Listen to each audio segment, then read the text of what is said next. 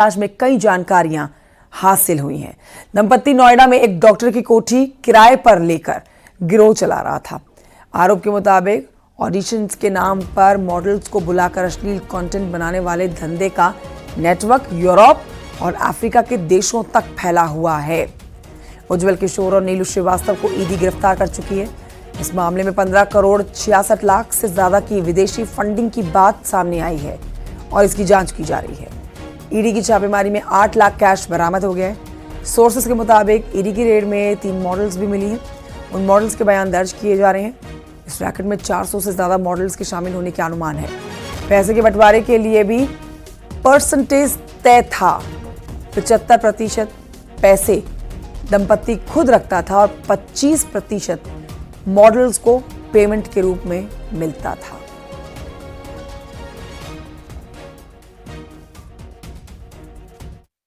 International pornography content upload करने वाले दंपत्ति को ईडी ने गिरफ्तार किया और इस वक्त हम नोएडा के सेक्टर 105 C234 उसी कोठी के बाहर मौजूद हैं और आपको सबसे पहले तस्वीरें दिखाते हैं। मैं कैमरामैन चंदन पटवाल से कहूंगा आपको दिखाएं कि ये पूरा जो मुख्य गेट है इस पर ताला जड़ा हुआ है। साथ ही सुरक्षा के लिहाज से आप देखेंगे तो यहां पर सीसीटीवी इंस्टॉल किए गए हैं और जो कि 3 सीसीटीवी तो दिखाई दे रहे हैं। इस पूरे घर के प्रेमाइसेस में 3 सीसीटीवी कैमरे लगाए गए हैं जिससे संभवतः नजर रखी जाती होगी। इसके अलावा सबडिजी वेंचर प्राइवेट लिमिटेड जिसमें ये दंपति काम करते थे, उज्जवल किशोर और नीलू श्रीवास्तव, ये उनकी गाड़ी है और आज ये गाड़ी उसी फर्म के नाम रजिस्टर्ड है। लिहाजा ये गाड़ी भी एक अहम सबूत के तौर पर देखी जा रही है और ऐसा संभवतः माना जा रहा है कि मॉडल्स को लाने और ले जाने का काम भी इसी से होता था।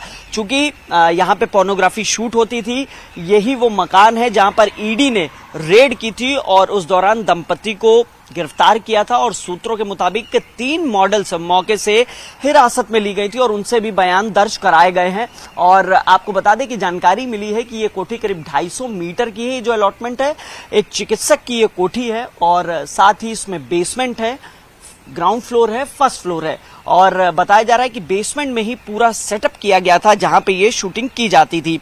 अफ्रीकी देशों के साथ साथ जो और अन्य देश हैं वहां से कनेक्शन मिला है और बताया जा रहा है कि ऑनलाइन माध्यम से जो महिलाएं हैं, जो मॉडल्स हैं, उनको अप्रोच किया जाता था, उनको बुलाया जाता था और बाद में 1 से 2 लाख रुपए प्रति महीने का लालच दिया जाता था और लालच के बाद उनको पोर्नोग्राफी शूट कराई जाती थी। और ये कंपनी जिससे ये जुड़ी हुई थी, टेक्नीशियस कंपनी, ये एक हैमस्टर और साथ ही स्नैपचैट, स्ट्रिपचैट कंपनी के लिए पॉर्न कंटेंट दिया करती थी। इसमें सब कैटेगरीज भी थी, यानी फुल फेस, हाफ फेस और न्यूड कैटेगरी, जो कि कस्टमर जितने पैसे देता था उस हिसाब से एक्ट करती थी मॉडल। और बताया जा रहा है कि ये पैसे का बंटवारे का भी एक रेशियो सेट किया गया था। दंपति यानी उज्जवल और जो उनकी पत्नी थी नीलू, उनके लिए 75% और 25% वो मॉडल रखती थी।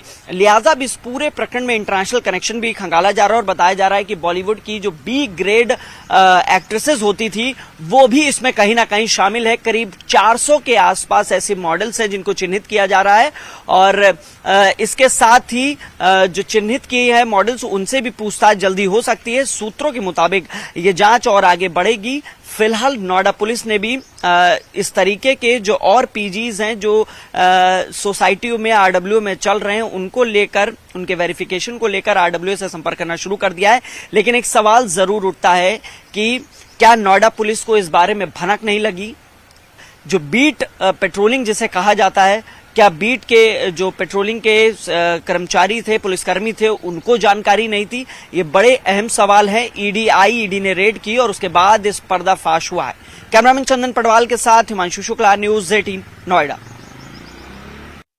जानकारी हमारे सहयोगी हिमांशु हम देंगे, उनके साथ अभी आपने रिपोर्ट उनकी देखी, अब इसी पर चर्चा कर लेते हैं। हिमांशु, ये बहुत ही हैरान करने वाला और शर्मसार कर देने वाला मामला सामने आया। आपने गंभीर सवाल अपनी रिपोर्ट में अंत में उठाए कि क्या नोएडा पुलिस को इस बारे में कोई जानकारी नहीं थी। इस पर तो जवाब दीजिएगा ही, लेकिन ये बताइए इस समय जो ये दंपत्ति पुलिस की हिरासत में, ईडी ने जो रेड में 22 करोड़ रुपए इन दोनों दंपत्ति के कमाई विदेशी फंडिंग के जरिए की है, उसमें 8 लाख रुपए अभी तक पकड़े हैं या इससे ऊपर नीचे थोड़ी रकम पकड़ी है। इस पर ईडी क्या कह रही है और इनसे अब तक क्या कुछ सवालों के जवाब पाए गए हैं और क्या बताया जा रहा है? क्या ये जो ये पूरा सेक्स रैकेट था, इसके तार सिर्फ इनके आसपास या फिर किसी बड़े आधिकारिक स्तर तक से भी जुड़े हो सकते हैं। हिमांशु। देखिए, जाहिर तौर पे कंचन, सबसे पहले आपको सीधी तस्वीरें दिखाएंगे। इस वक्त हम नोएडा के सेक्टर 105 C234 के बाहर ही मौजूद हैं और जहां पर इस तरीके का शूट होता था, पोर्नोग्राफी शूट किया जाता था और इसके लिए बाकायदा प्रॉपर सेटअप था। और जो चौंकाने वाली बात है कि यहाँ पे बेसमेंट भी है, बेसमेंट में नीचे पूरा सेटअप लगाया गया था वेबकैम को लेकर। और जो दंपति हैं जिनका नाम उज्जवल किशोर है और साथ ही नीलू श्रीवास्तव है, दोनों को गिरफ्तार कर लिया गया, उनसे पूछताछ की जा रही है। मौके से बताया जा रहा है कि 8 लाख रुपए जो है वो भी सीज किए, पुलिस ने जब्त किए हैं। इसके अलावा जो दोनों दंपति हैं इनसे लगातार पूछताछ की जा रही है और ये भी जानने की कोशिश की जा रही है जो विदेशी फंडिंग थी, क्योंकि शुरुआती तौर में ये जानकारी दी गई कि एडवर्टीजमेंट के नाम पे और रिसर्च के नाम पे इस तरीके की विदेशी फंडिंग आई है जो 15 करोड़ 66 लाख से बढ़ के 22 करोड़ के आसपास हो गई है। लगातार विदेशी फंडिंग आ रही थी, नियमों का उल्लंघन हो रहा था और पैसा डाइवर्ट भी किया जा रहा था। क्रिप्टो के माध्यम से पैसा आता था और उसके बाद इनके खाते में वो ट्रांसफर किया जाता था। इसकी जांच एक तरफ चल रही है, लेकिन लगातार एक सवाल जरूर उठ रहा है पुलिस पेट्रोलिंग को लेकर, इंटेलिजेंस को लेकर। और हमारे साथ सोसाइटी के यानी सेक्टर 105 के RWA अध्यक्ष दीपक शर्मा जी हैं, सीधे उनसे भी बातचीत करेंगे। लगातार ये भी सवाल उठा रहे हैं इसी को लेकर। दीपक जी, सबसे पहला सवाल, देखिए लगातार ये जानने की कोशिश की जा रही है ये कोठी किसकी है, कुछ आप बताएंगे इसके बारे में? ये जैसा कि हमें पता चला है, डॉक्टर अग्रवाल हैं, डॉक्टर अग्रवाल हैं आपके, ये अपोलो में डॉक्टर हैं। और यहाँ अब अगर कोई अनैतिक कार्य हो रहा है, अगर वो रेंट पे है तो उसका रेंट एग्रीमेंट होना चाहिए। अगर रेंट एग्रीमेंट नहीं है तो हो सकता है इन्हीं के ही एम्प्लॉय हों, डॉक्टर साहब के ये काम करा रहे हों। फर्जी एक रूमर फैला रखी हो कि भाई ये रेंट पे था मकान, कोई नीतू है या जो भी है, फलाना ढिमाका नाम। आपको कभी ऐसा संदिग्ध ऐसी स्थिति या परिस्थिति कभी देखने को मिली, चूंकि RWA अध्यक्ष है, आपका आना जाना लगा रहता होगा, ऐसा कभी लगा कि कुछ गलत एक्टिविटीज हो रही है यहाँ पे?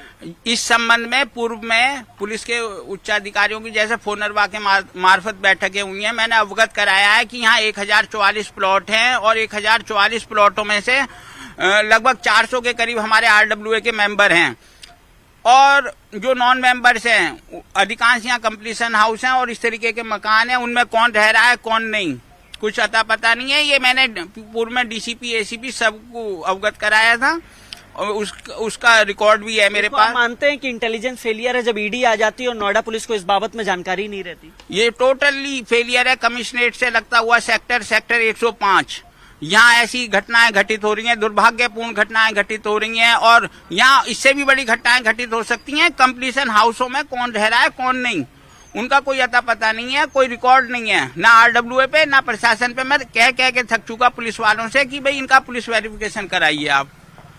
वो सोए हुए कोई मतलब नहीं। इंटेलिजेंस ब्यूरो भी टोटली फेल है। जब ऐसी घटना चर्चा भी हो रही होगी सोसाइटी में जब इस तरीके की पोर्नोग्राफी शूट हो रही है। हिमांशु, आप इस खबर पर नजर बनाए रखिए, ये बड़ी खबर। आपको इसमें बताते हैं कि मॉडलिंग का ऑफर, लड़कियों को मोटी सैलरी का लालच और फिर ऑडिशन के नाम पर गंदा काम।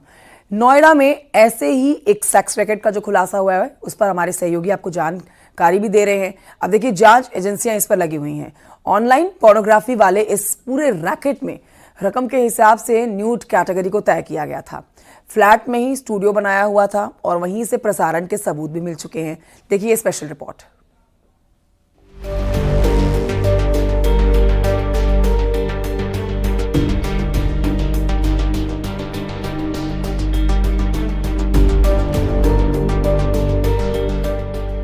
नोएडा में चल रहे बड़े ऑनलाइन पोर्नोग्राफी रैकेट का खुलासा हुआ है। पिछले 5 साल से एक पति पत्नी मिलकर ये रैकेट चला रहे थे। मुख्य आरोपी पहले रशिया में एक ऐसे ही सिंडिकेट का हिस्सा था और भारत आकर अपनी पत्नी के साथ इस पोर्नोग्राफी रैकेट को सोशल मीडिया प्लेटफॉर्म के जरिए चला रहा था। सूत्रों के मुताबिक आरोपी ने सोशल मीडिया प्लेटफॉर्म पर एक पेज बनाया था जिसमें मॉडलिंग के ऑफर दिए जाते थे और लड़कियों को मोटी सैलरी का लालच दिया जाता था। दिल्ली NCR की कई लड़कियां मॉडल्स जब नोएडा के फ्लैट पर ऑडिशन देने पहुंचते तो आरोपी की पत्नी उन्हें इस पोर्न रैकेट का हिस्सा बनने का प्रस्ताव देती थी। बता दें, पति पत्नी मिलकर ये पोर्न साइट चला रहे थे और इस दौरान अपने घर पे ही स्टूडियो बना रखा था और मॉडलों को लालच दिया करते थे मोटे पैसे कमाने का, और इस दौरान उनसे शूट कराया करते थे और ये कंटेंट वेबसाइट पे अपलोड किया करते थे। आपको बता दें कि मिली जानकारी के मुताबिक करीब 15 करोड़ रुपए से ज़्यादा का ट्रांजैक्शन मिला है, जो विदेशी फंड आया है। और ऐसे में ईडी ने छापेमारी की और छापेमारी के दौरान पति पत्नी के साथ ही 3 मॉडल्स भी मिले थे जिनके बयान दर्ज किए गए हैं। लड़कियों को 1 से 2 लाख रुपए महीने कमाने का लालच दिया जाता था। कई लड़कियां पैसे के लालच में आकर इस रैकेट का हिस्सा बन जाती थी।